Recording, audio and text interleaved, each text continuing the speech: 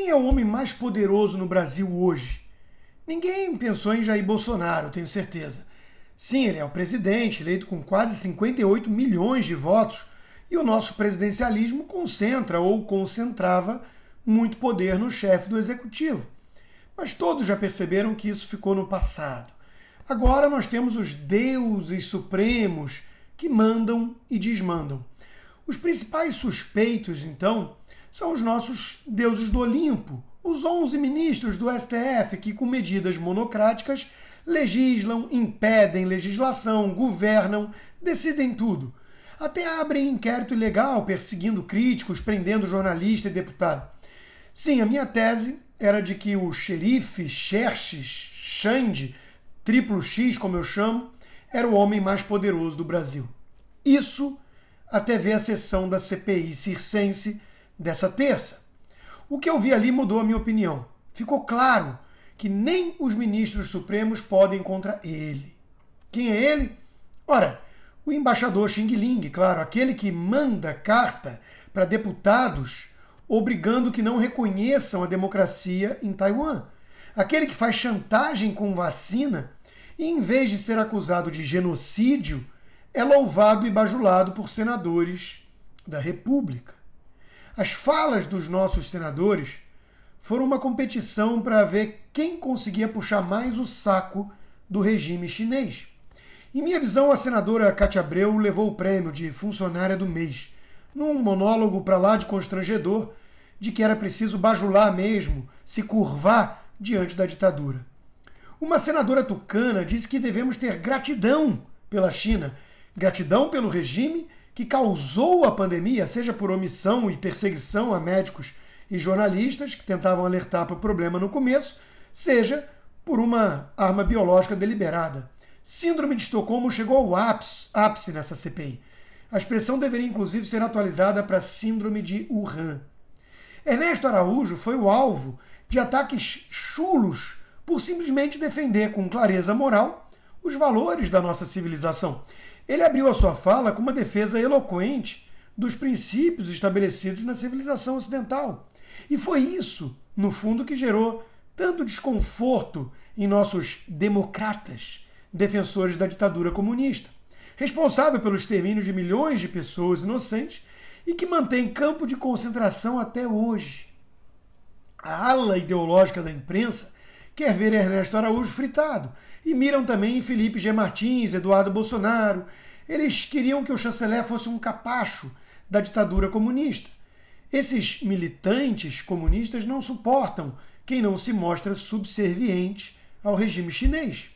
Outro momento em que a fala do ex-chanceler gerou reação adversa em nossos senadores foi quando ele expôs os inúmeros erros da Orquestra Mundial do Socialismo, como eu passei a chamar a OMS, para fugir de censura em rede social.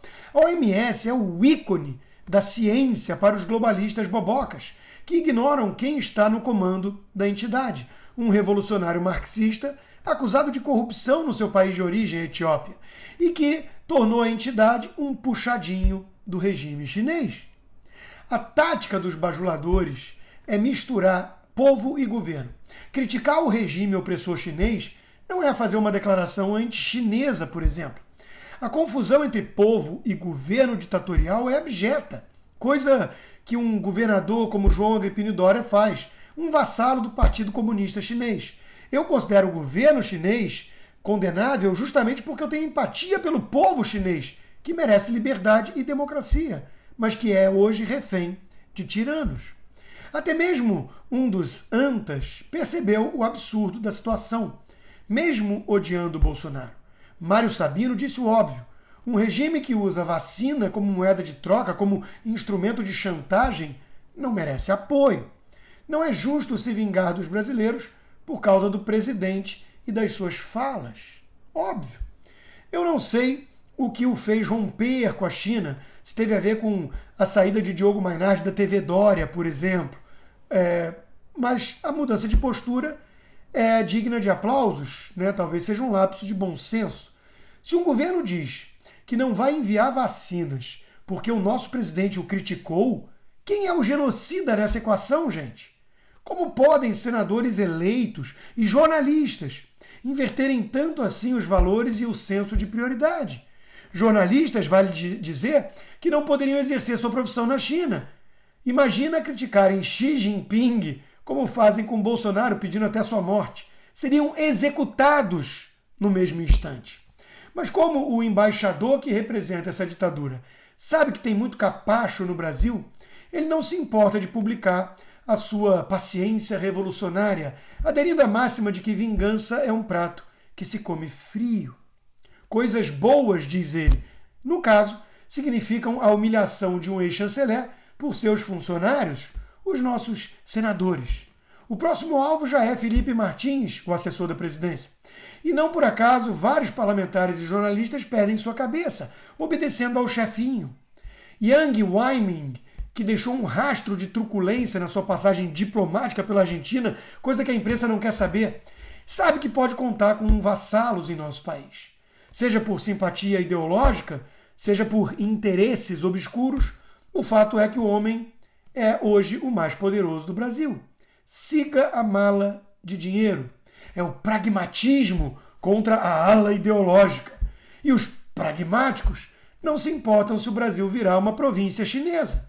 Anti-americanos histéricos condenando posturas contrárias ao regime ditatorial chinês. É o que vemos por aí. Como constatou Leandro Ruschel, militantes de redação atacam o regime militar brasileiro de meio século atrás que matou 400 pessoas em 20 anos, e a maioria guerrilheiros comunas, mas defendem ardorosamente a ditadura chinesa, que matou dezenas de milhões e mantém campo de concentração até hoje. Nunca foi sobre democracia. São como aquela modelo que cobrou R$2.000 para ter sexo com um funkeiro.